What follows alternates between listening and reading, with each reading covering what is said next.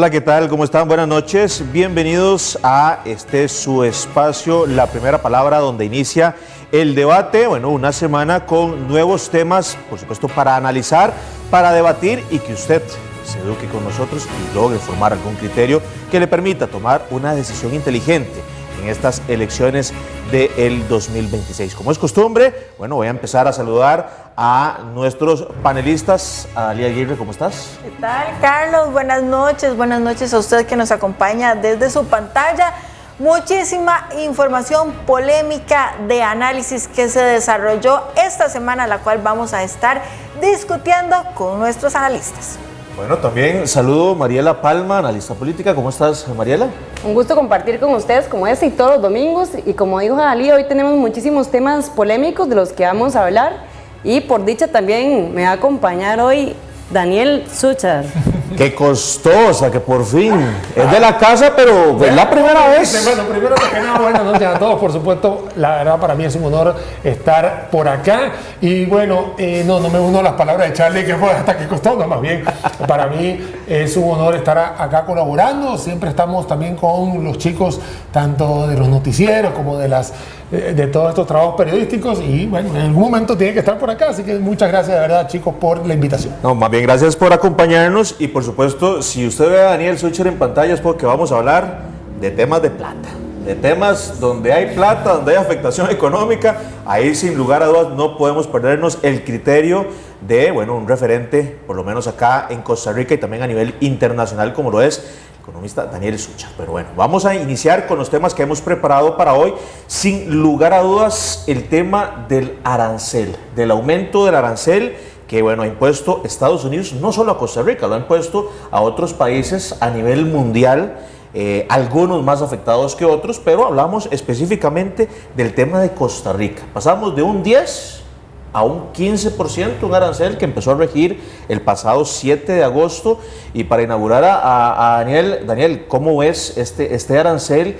¿Qué tanto nos afecta? ¿Sí hay una afectación directa? ¿Nos tenemos que casar con esta política arancelaria de Donald Trump?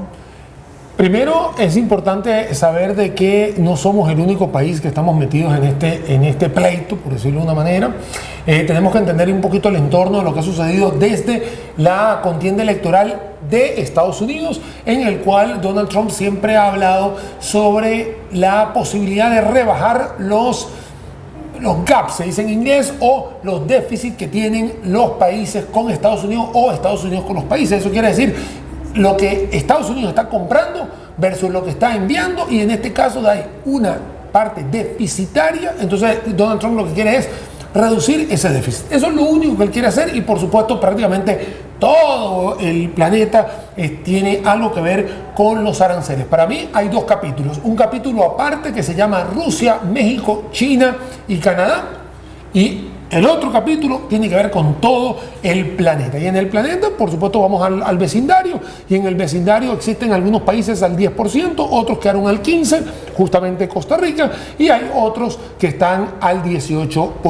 Ahora bien, ¿va a haber una afectación o no? La respuesta es sí. O sea, a ver, el tema es los decibeles de la respuesta.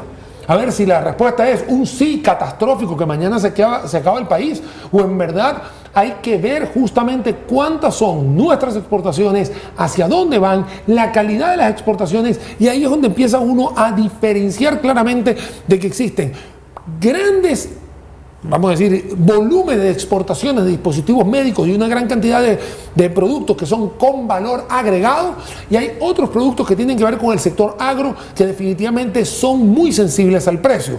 A ver, no es lo mismo un catéter que una naranja o un melón, o en este caso café, piña, banano, que son los tres que lideran las exportaciones. Entonces aquí es donde uno empieza a hacer los análisis. El bisturí, pasar el bisturí. Claro, porque ahí es donde tú te puedes dar cuenta qué tan, y así se dice en economía, qué tan elástica puede ser la demanda a precios finales en el consumidor que va teniendo. Nosotros no le damos de comer a los 350 millones de norteamericanos. Es más, eso sería un bombazo y sería lo mejor que todo. Esa es la diferencia, porque para nosotros sí es uno de los mayores socios comerciales, pero nosotros para Estados Unidos somos a ver, sí, pequeñitos. Somos extremadamente pequeños. Entonces, ¿qué es lo que sucede? Que aquí hay que ir midiendo poco a poco cuáles son las exportaciones, la calidad de nuestras exportaciones, la calidad del cliente o el consumidor que está tomando, y ahí uno puede ir buscando cómo bajar la ansiedad de todo esto. La respuesta jamás puede decir, no hay. No, va a haber una afectación. Daniel. El tema es ver cómo van a ser los dinamismos de cada una de la proveeduría, tanto de bienes como de servicios en algunos casos. Yo quisiera que nos pudiera explicar así lo más sencillo posible, porque podemos percibir de alguna u otra manera de que Estados Unidos está jugando con el tema de los impuestos. Hoy es 10, mañana es 15, no sabemos si en los próximos meses va a cambiar. ¿Por qué ese cambio tan constante en el tema de aranceles? Bueno, esto es un tema de un juego geopolítico que Donald Trump ha marcado y vuelvo a comentar, desde su contienda electoral. No es que el 4 o 5 de noviembre cuando ganó y el 20 de enero cuando llegó. No. Él lo venía diciendo, señores, nosotros queremos quitarle el status quo que tiene todo el mundo y necesitamos también nosotros como estadounidenses, dice él, de poder tener una calidad desde el punto de vista recíproco en nuestro comercio. Eso es lo que él dice. O sea, no puede ser que hay un producto que llega a Europa con 50, 60, 70% de arancel y yo cuando me lo traigo para acá, ustedes solo pagan el 10%. Y en eso existe esta vertiente de justicia comercial, que es lo que está diciendo él. Claro, esto alborota el panal y hizo que un bloque europeo tuvo que sentarse con él a negociar. Tuvo que negociarse, los mismos chinos tuvieron que negociar, los japoneses, los surcoreanos y, bueno, obviamente ese resto de países que tienen alta dependencia. Alta dependencia significa que más del 30% de tus exportaciones van a Estados Unidos. Por eso que nosotros acá, hoy, no podemos traer ningún ejemplo de Sudamérica, porque Sudamérica, ningún país de Sudamérica, ninguno, supera el 30% de exportaciones hacia Estados Unidos. O sea, Brasil, Argentina, Chile, Colombia, sí, tienen exportaciones con Estados Unidos, pero no es como Costa Rica o Centroamérica, que supera casi el 45-50%. Por eso es que allá en Sudamérica los ves muy tranquilos. De hecho se pelean en otra índole. En esa sí se lo voy a pasar a Mari, que puede todavía profundizar mucho más el tema político. Pero tú no ves rendiendo una pleitesía a los brasileros o a los peruanos. No, porque sencillamente existe una menor dependencia, y es ahí donde empiezan a darse cuenta uno de cuáles son los efectos geopolíticos de esta política comercial.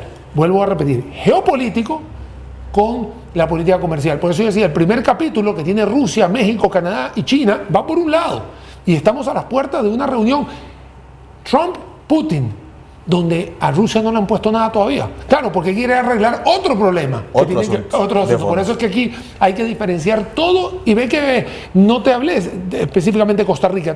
Tuve que hacer salirnos para entender ese molde. Entender esto. Y sí, nosotros desde Costa Rica, nosotros le vendemos bienes y servicios a Estados Unidos, donde si yo agarro estrictamente los bienes que traemos y lo que mandamos, nosotros sí traemos más. Claro. De lo que, o sea, nosotros traemos más de lo que mandamos para allá. Entonces nosotros somos deficitarios en bienes. Pero como somos un país de servicios, ahí es donde el gobierno de Estados Unidos, en su ala comercial, ha dicho, es que acá tenemos vamos a decir en este caso nosotros superávit, ellos tienen un déficit. Y te voy a contar, para terminar esta intervención, hay países que son estrictamente aliados de los Estados Unidos. O sea, te estoy hablando que Estados Unidos dice A, y ahí están. Y por ejemplo, Israel dice A. Israel también tiene 15. Estamos hablando un país que está... Es parejo, entonces. O sea, por eso digo, no es que es tan fácil de que es que que nosotros nos llevamos un premio y Venezuela se llevó otro, y Colombia se llevó otro, y Suiza se llevó otro, que también ha hablado mucho de los suizos, ¿no? Que se llevaron casi un 40 y pico. Bueno, es justamente porque hay una política comercial por un lado, y hay una política, vamos a decir, geopolítica, esa se la paso a Mari, que viaja por otra calle, donde mi opinión es que ojalá se puedan encontrar ambas y llegar a un acuerdo. Para darte, Mariela, la palabra, el tema geopolítico, por lo general uno dice Estados Unidos nuestro hermano mayor, porque nos apadrina, como se dice popularmente, en temas de seguridad, nos apadrina en temas, en algún momento nos ha apadrinado, incluso hasta con un tratado de libre comercio, pero ahí es donde se da la interpretación de por qué, bueno, si uno ve a Estados Unidos como el hermanito mayor, y nos han vendido esa idea, el hermanito mayor nos castiga.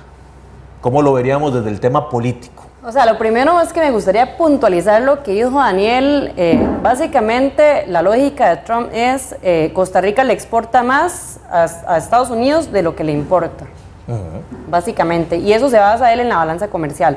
Lo que decía Daniel es muy cierto. La lógica de Donald Trump no es de cuáles son los países que son aliados a él para ponerle este impuesto, este arancel o no. Porque así como se lo puso a Israel, se lo puso también a Taiwán, que son aliados estratégicos también, geopolíticamente, y pues Costa Rica también es un aliado estratégico de Estados Unidos en Centroamérica. Somos, yo diría que en este momento de los países incluso de Latinoamérica, que estamos más cerca de Estados Unidos y tenemos mejor relación.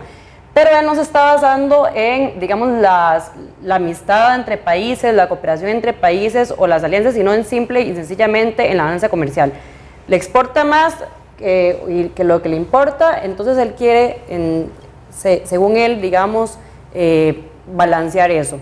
Desde mi punto de vista, eso es un error porque obviamente que eso nos afecta y le afecta más a Estados Unidos que a nosotros. Y ahí es donde Daniel decía que vamos a ver cuánto es tan elástica la demanda. ¿A qué se refiere? De que si aún haciendo que los productos costarricenses que estamos exportando sean más caros, 15% con ese arancel, van a seguir comprándolos, importándolos, porque a eso se refiere Daniel. Hay productos que, aunque vayan a ser más caros, el mercado estadounidense los va a seguir comprando y no los va a importar pagar ese 15% de más. Y eso es lo que vamos a ver, pero los exportadores costarricenses, yo creo que la afectación es mucho menor, es mucho mayor para Estados Unidos, que es quien va a ver eso.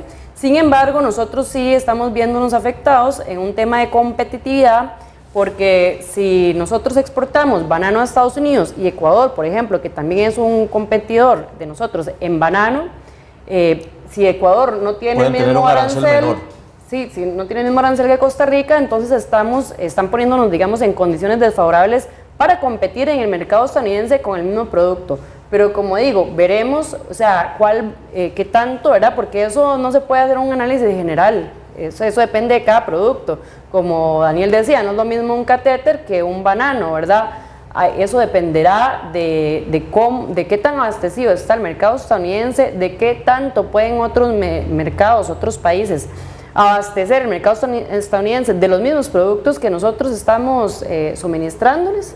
Y pues también sí hay, digamos, un tema muy específico ya a nivel geopolítico, ¿verdad? Por ejemplo, mañana se reúnen Putin y Trump en Alaska, pero esto es para un tema ya de guerra y todo, entonces por eso él con Rusia sí está, digamos, tratando de no tener otro conflicto. Diferente. Pero no es un tema de aliados o no aliados, porque para mí, o sea, y bueno, los aliados occidentales de Estados Unidos, que son muy bien conocidos, por ejemplo, Israel y Taiwán, son aliados estratégicos 100%, pues en Medio Oriente y en Asia, ¿verdad?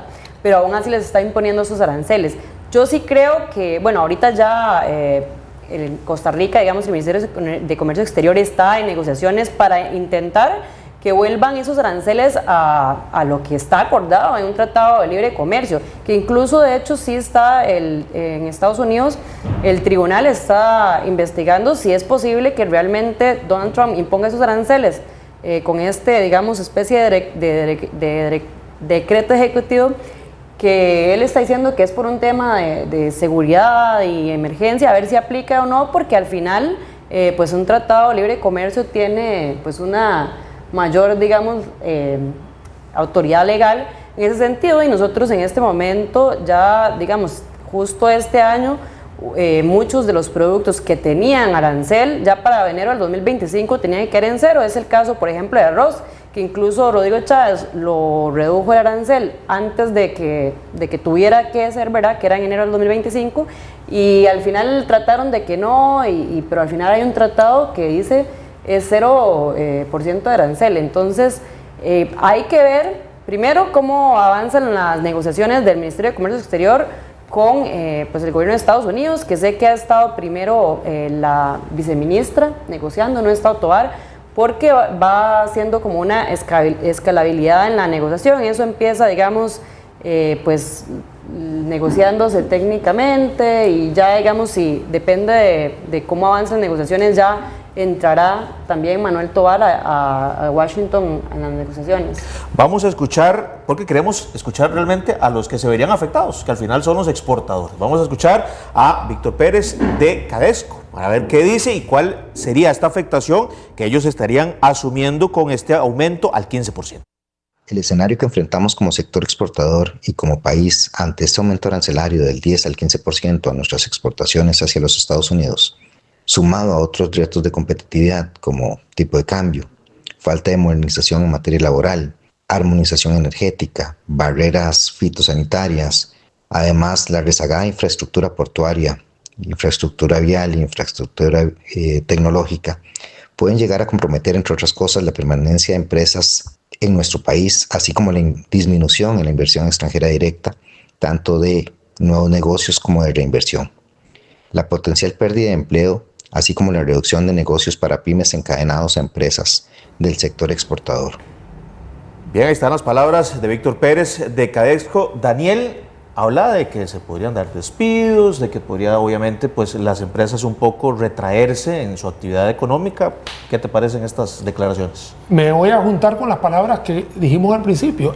No es que las afectaciones no van a llegar, es el nivel de decibeles de las afectaciones. O sea, es que uno puede agarrar y decir, va a haber despidos, pero no es lo mismo despedir 100 que despedir 3.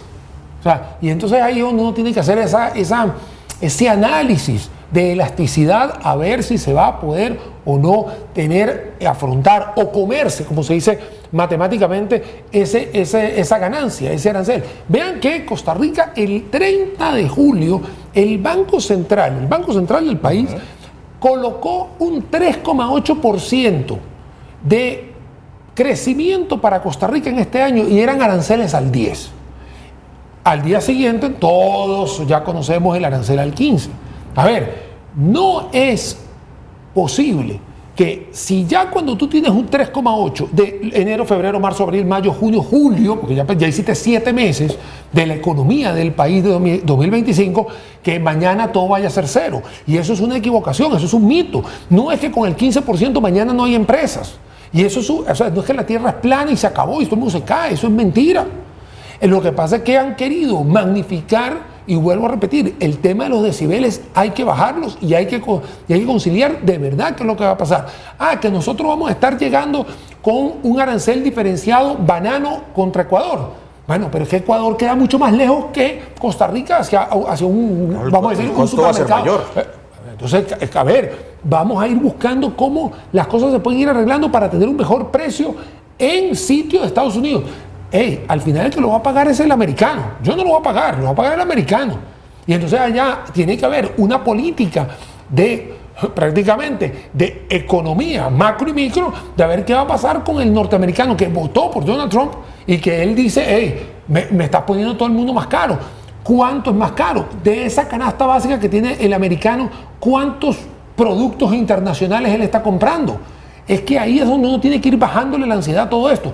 No estoy diciendo ni minimizando en ningún momento que los agricultores vayan a tener alguna ralentización. Tanto es así que este año el Banco Central dice que la parte agrícola va a bajar menos 1,5%. Menos 1,5% significa que si en un año hiciste 100 millones de dólares, este año vas a estar menos 1,5, o sea, $1,5 millones menos, o sea, 98,5 millones de dólares. No quiere decir que estás facturando cero.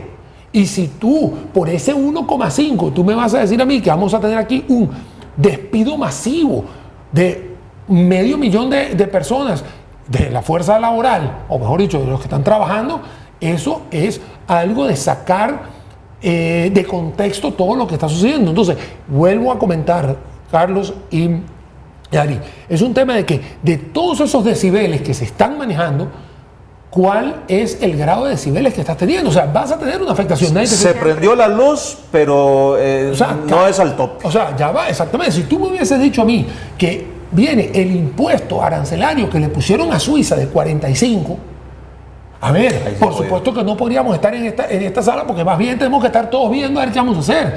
Ahora, nosotros como país, y lo vuelvo a repetir, como país, no como gobierno o ejecutivo que el 8 de mayo ya se va, no, como país, aquí debemos tener todas las iniciativas para bajar el costo de producción. La manufactura es cara en Costa Rica, pero es una manufactura cara porque tenemos unas cargas sociales al 26 y pico % que nos supera muchísimo del promedio que hay en OCDE, por ejemplo. Y si podemos hacer algo entonces para contrarrestarlo. A ver, no es que tienes que hacer algo, no es que podemos, es que tienes que hacerlo. Porque nosotros, como te digo, hay 7,15% de las cargas sociales que no tienen nada que ver ni con pensión ni con tu seguridad, digamos, de salud, empezando por ahí. Tienes una electricidad que es cara, tienes unas patentes que son caras, tienes un impuesto sobre la renta que tienes que pagarlo, que son caros. O sea, tienes una gran cantidad de cosas que son complicadas. En el sector agro, tienen una dificultad para el acceso a crédito,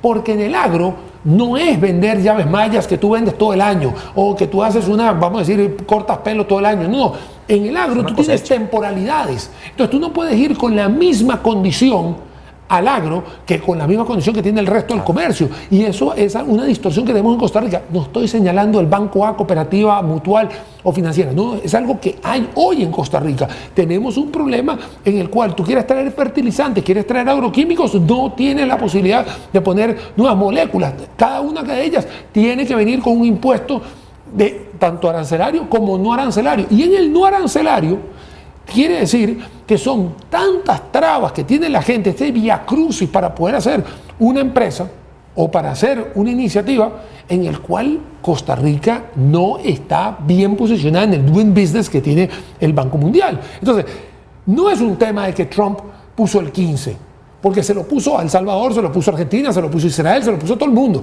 Ahora todos nosotros como países, y nosotros en Costa Rica tenemos que buscar la forma de agarrar todo eso y darle la vuelta, porque ningún marinero aprendió en una piscina. Todas las cosas suceden, hay turbulencias y al final vamos a tener que arreglar esto, pero lo podemos arreglar hacia adentro. Te digo, Suiza tiene un problemón enorme. Nosotros tenemos el 15. El 15 es uno de los más altos de Latinoamérica, no te lo voy a negar. Pero también nosotros podemos tener una gran cantidad de cosas. Por ahí está lo de la jornada 4x3, que también es otra modalidad que le ayuda a poder tener vamos a decir, unas finanzas corporativas mucho más exactas a las empresas que están teniendo en zona franca, y nosotros no queremos, por X y razones, avanzar en esos temas. Nada más para ir cerrando. La palabra mágica para mí en toda esta discusión es competitividad. ¿Qué tan competitivos somos nosotros respecto a otros países para venderle a Estados Unidos el mismo producto? Y aquí no solo es el tema de aranceles, ¿verdad? Es un montón de costos productivos que llegan al precio final, que decía Daniel, bueno, sí, transporte, logística, trabas burocráticas, todo eso hace que el precio final, al final de nosotros pueda ser más competitivo o menos competitivo que el de otros países. Y hay otra cosa, yo creo que, digamos, lo que más ha preocupado no es ni siquiera este 15% de arancel, sino la situación con los chips. De hecho, cuando Donald Trump anunció el arancel 100%, según él, a los chips que va a implementar, incluso el Banco Central bajó un 0.4% el crecimiento económico de Costa Rica, las proyecciones. O sea, solo por esa situación. Entonces, ahí yo veo más problema, pero también analicemos, al final, las inversiones en un país y las empresas, cuando quieren invertir en un país, no toman en cuenta solo el precio, toman en cuenta un montón de cosas más, como la estabilidad, como la seguridad jurídica, los costos productivos, la mano de obra. Es un montón de cosas que están considerando. Entonces, por ejemplo, con el tema de los chips, pone Donald Trump 100%. Yo no estoy tan segura ni siquiera que las empresas digan, no, vamos a tener que pasar la producción ya. ¿Por qué? Porque Donald Trump también ha demostrado mucha volatilidad y una empresa no se puede tampoco jugar de que mañana le cambie otra vez las reglas. Por eso para mí es tan importante la seguridad jurídica en cualquier país.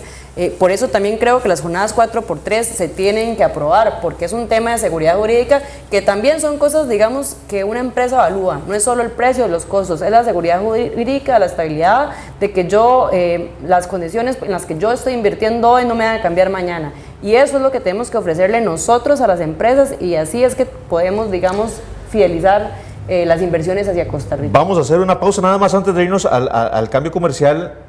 Daniel lo dice, económicamente se puede darle la vuelta al asunto nosotros como país y tratar de ver cómo, bueno, reajustamos algunas cosas. Políticamente, ¿ves que se puede hacer algo, sí o no?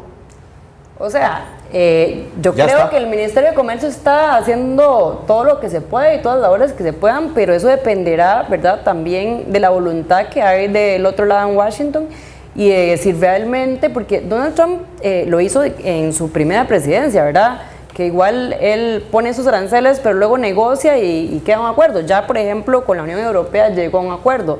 Esto depende más, yo diría, que de la voluntad de ellos, que de, digamos, la iniciativa de Costa Rica negociar. Nosotros podemos tratar de negociar con datos y pues demostrándoles también que a ellos en realidad no les conviene implementar ese arancel del 15% con Costa Rica.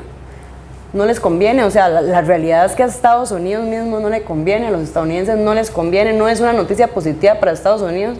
Yo diría que si es eso, es malo para nosotros, es más malo para Estados Unidos, entonces yo creo que por ahí tiene que ir esa negociación, hacerle ver a Donald Trump que incluso el tema, pues con la pandemia se dio cuenta que no podía depender, por ejemplo, de que los chips se hicieran en Asia, y necesita lugares más cerca por el tema nearshoring. Costa Rica debería darle a entender a Trump, nosotros somos ese aliado estratégico cercano donde podría producir, porque ningún país puede producir todo. Al final es mentira de que Estados Unidos puede producir todo lo que necesita en Estados Unidos, aunque pues la idea de Donald Trump sea o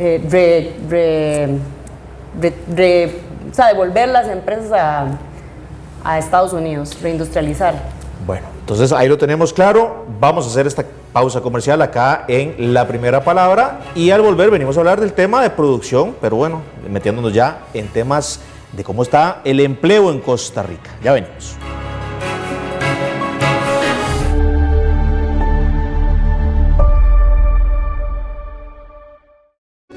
Qué dichosos nosotros que vivimos en este país, que es un paraíso, en donde se respira paz y tanta buena vibra. Vivimos en un país donde estamos a un brinco de esto, donde siempre hay un lugar nuevo por conocer y sentir, que simplemente nos cambie la vida. Este es el país donde vivís. Salí a conocerlo.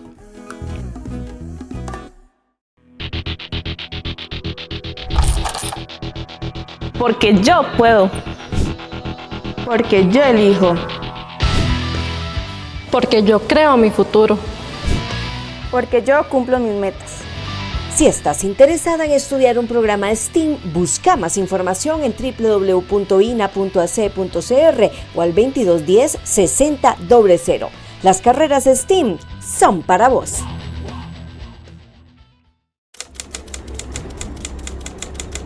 Que tu mamá no sea la próxima. Que tu amiga no sea la próxima. Que vos no seas la próxima. Rompamos el ciclo de la violencia. Reportá al 911. ¿Querés ser parte del viaje seguro por la niñez? World Vision te está buscando. ¿Sabes cómo superhéroes, al igual que vos, cambian la vida de los niños, niñas y adolescentes? Ellos te lo van a explicar. Aprendo a hacer las cosas sola. Ahora conozco mis emociones. Siempre juego con mis amigos. Los niños y niñas son el futuro, pero también son el ahora. Y vos podés ser de aquellas personas que le dicen sí a la niñez y sí a las oportunidades. Entrega todo sin medida y sin pedir nada a cambio. Feliz Día de las Madres. Les desea Canal 1. Primero en tu corazón.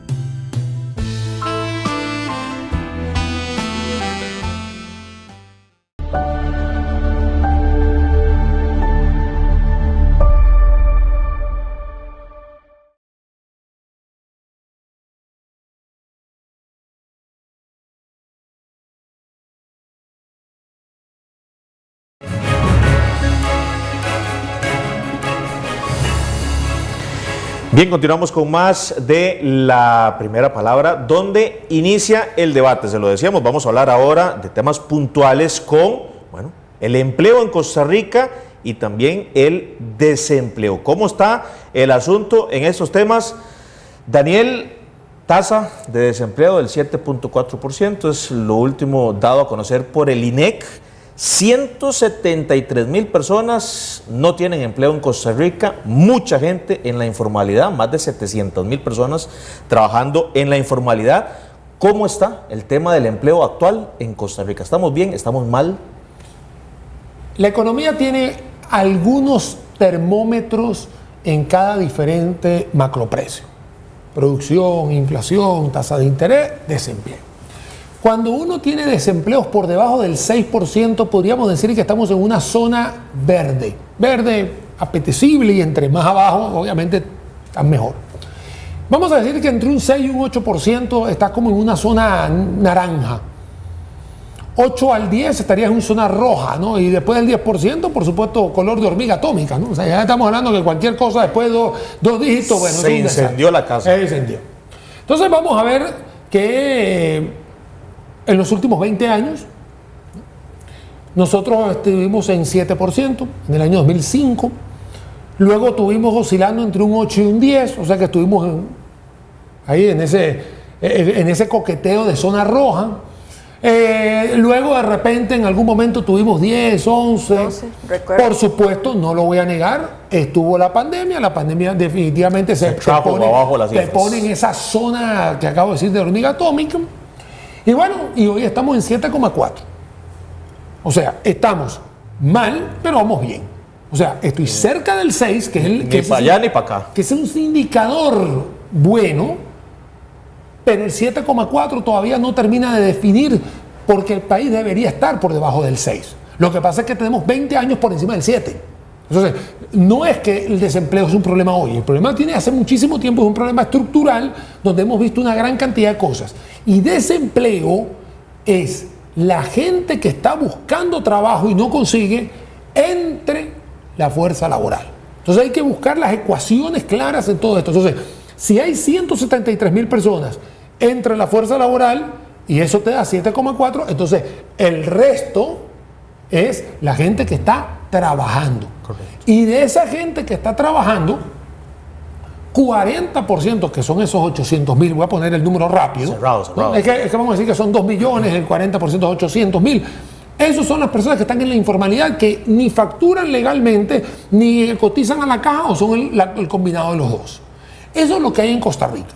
Ahora, si nos comparamos con otros países de OCDE, que a partir del 2020 aquí todo el mundo se compara con OCDE, estamos mal. Porque OCDE está por debajo, por supuesto, la mayoría, debajo del 6%. Y es más, los que están arriba, Colombia, Turquía, Chile, nosotros prácticamente somos latinos, ¿no? O sea, digamos, tenemos ese combinado latino que nos pone. Entonces, si nos comparamos con Latinoamérica, definitivamente estaríamos a media tabla, ¿no? Hay países que están peor, hay otros que están mejor, etc.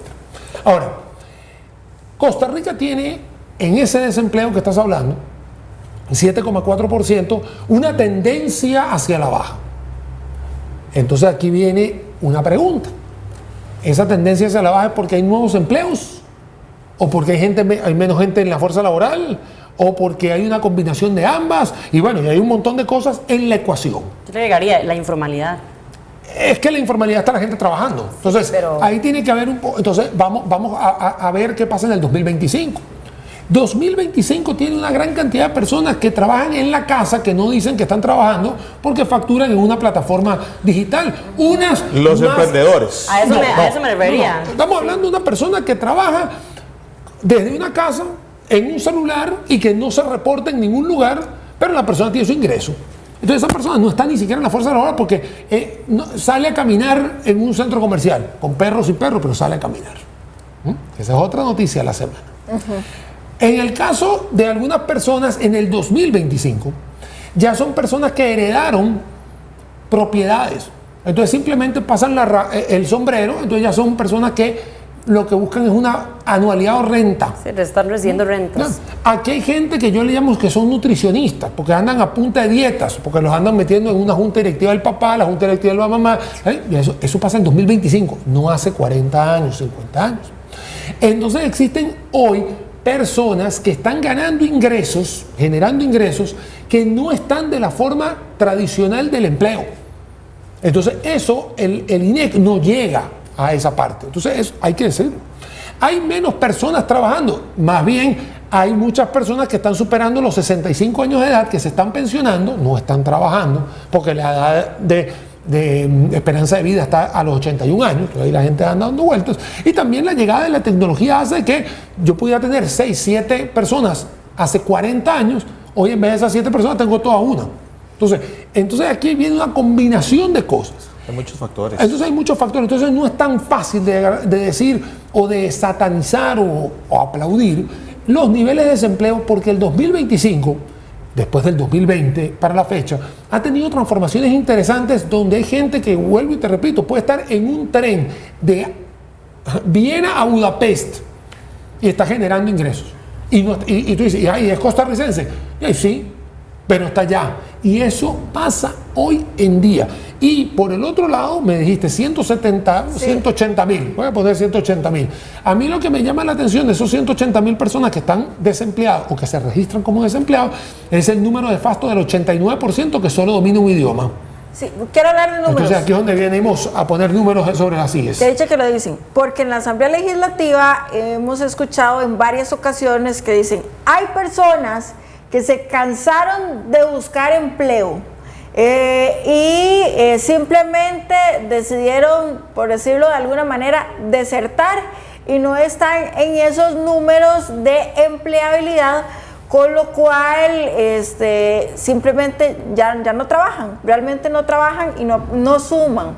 Pero que realmente existe una estadística que mida, ok, hay un grupo de personas que decide se cansó de buscar empleo, se cansó de buscar trabajo. ¿Realmente eso hay medición o simplemente son comentarios que realizan diferentes diputados con tal de generar polémica? Bueno, justamente para resolver esa pregunta, el último indicador del INEC saca infografías, porque el INEC siempre, justamente cuando emite un comunicado de desempleo, igual que canasta básica con inflación, siempre hay unas infografías en las cuales hay algunas que son nuevas, digamos, tienen un dato diferente. En esta última dijo cuánto tarda la gente o cuánto está buscando la gente. Y si te das cuenta, las personas por encima, casi de 90 días, son muy pocas. Lo dice la... 3 meses que tarda alguien buscando empleo, hasta que lo encuentre. Infografía, no lo digo yo, busquemos la infografía y te vas a dar cuenta que hay personas que están en esa situación. El tema es los decibeles, como se dice la noticia.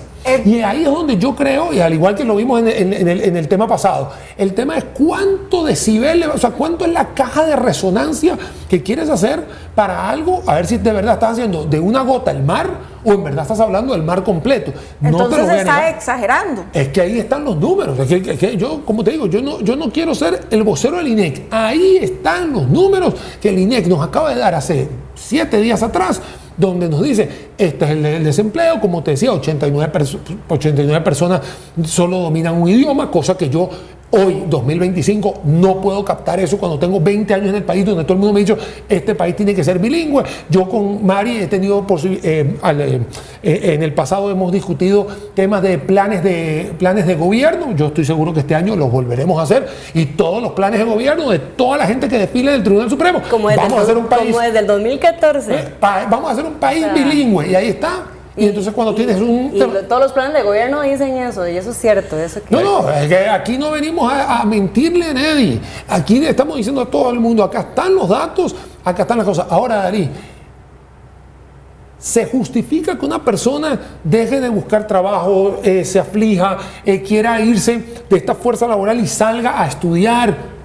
Tiene todo el derecho. Más bien, cuando una persona, a mí, me dice, mira, Daniel, yo la verdad me cansé, quiero ir a capacitarme, ya sea quiero sacar un técnico en algo, quiero sacar un certificado en algo, Yo le digo, eso es una inversión, eso no es un gasto. Me parece que es una inversión, vas a tener un argumento más para tocar la puerta y entrar.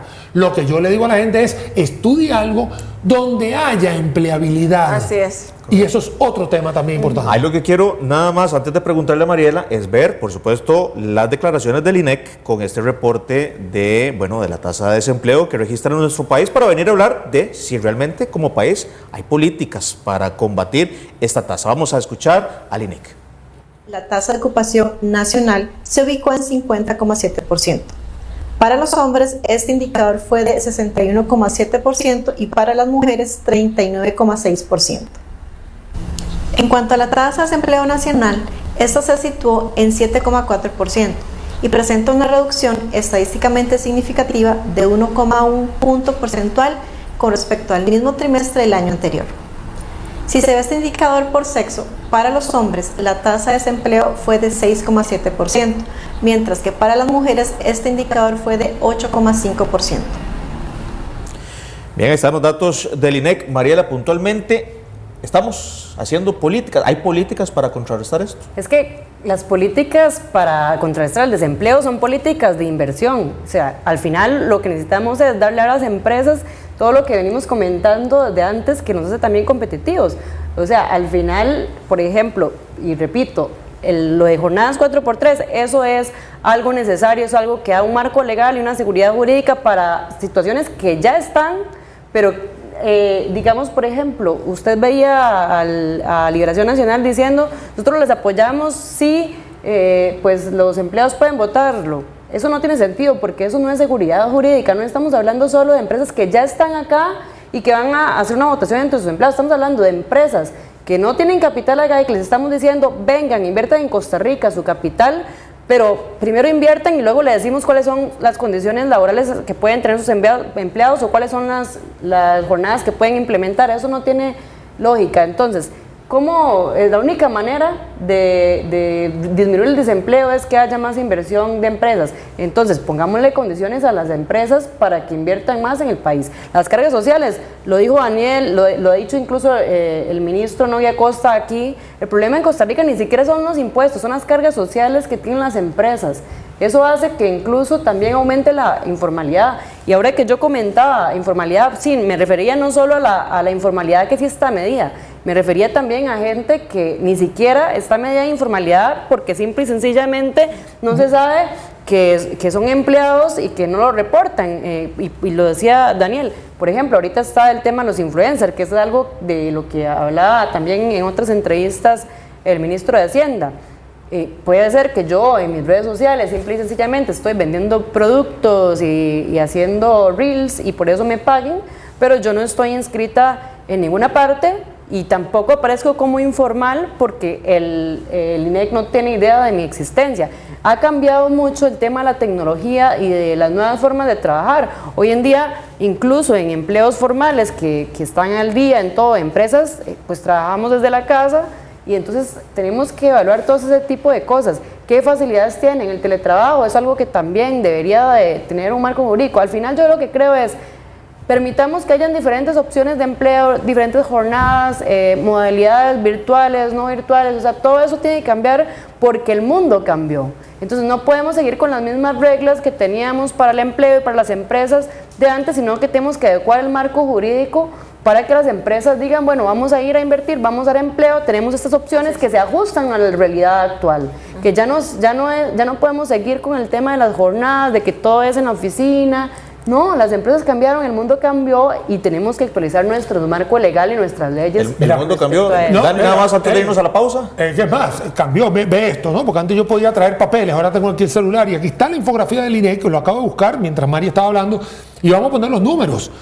Disponible para trabajar desalentado, que es lo que acá está. Ajá. Y usted lo puede leer, 0,4% en la infografía, 0,4% que usted lo está leyendo y usted lo puede buscar en la infografía del INEC. Y aquí lo dice, una persona que está buscando trabajo es más, aquí Mari me sirve de abogada, un mes o menos, 45%.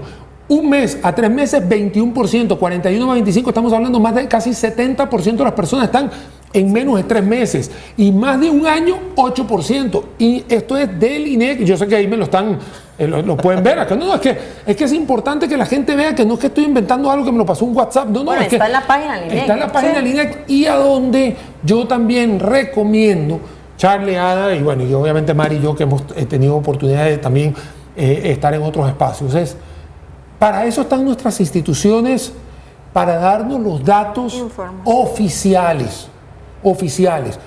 Anteriormente habíamos hablado del Banco Central de Costa Rica con algunas perspectivas económicas, vienen.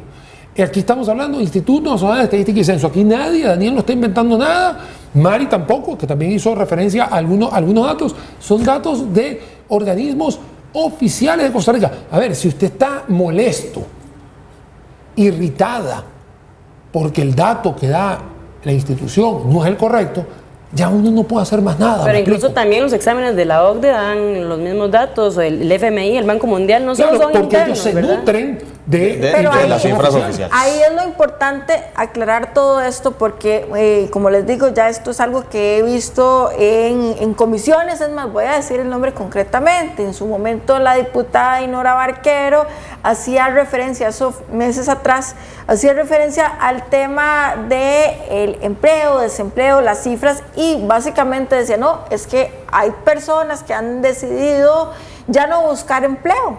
Entonces, cuando lo vemos esto contra los datos del INEC, que ni siquiera es una institución con la cual, por ejemplo, Presidencia tiene control. No es política, no es política, sí, simplemente hacen el estudio de forma independiente. Pero es que, Adalí, nosotros tenemos bueno, un esa modelo. es la institucionalidad, no les parece, ¿verdad? Exacto. Por ejemplo, ellos dicen mucho el tema de institucionalidad y bueno, el INEC para mí es una institución sólida. Ya ahí nos están jalando el aire porque siempre el tiempo nos gana. Claro. Y entonces esto lo vamos a continuar.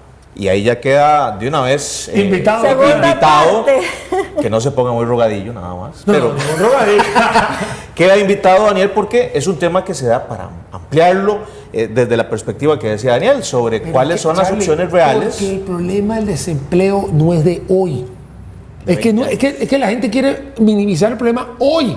Y como te comenté, esto lleva 20, yo tengo aquí, yo te digo, yo llegué en septiembre de 2005 y ya el desempleo estaba al 7. Y siempre ha sido esa cifra. Sí, no, estuvo incluso o se ha mantenido en eso. No, estaba en 8, estaba en 9, estaba en 12. O sea, entonces es un tema donde hay mucha tela que cortar para poder resolver, no el 7,4. El 7,4 es un número frío que sale hoy, pero es la tendencia de lo que estamos teniendo. Esa tela para cortar la vamos a tener en otro espacio. Vamos a hacer una pausa y ya venimos con más acá en la primera parte.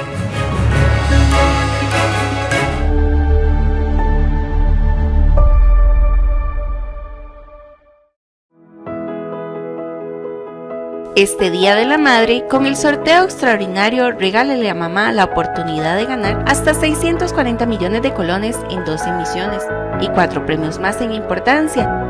Valor del entero 15,000 colones y se juega este 17 de agosto. Adquirirlo con los vendedores autorizados o en la web comercial. Jugar también es apoyar. Tu jugada hace la diferencia. Jugar responsablemente, juega para hacer el bien.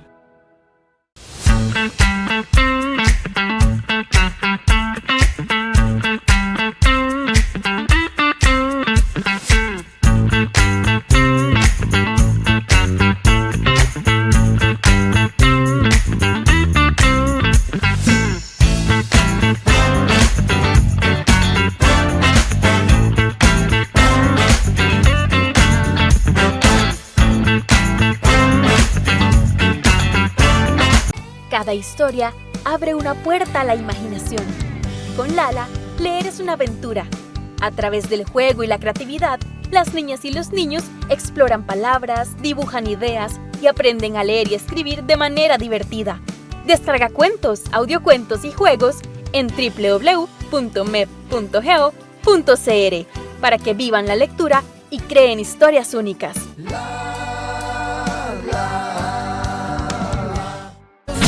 96.3 Centro, marcando la diferencia. Póngala.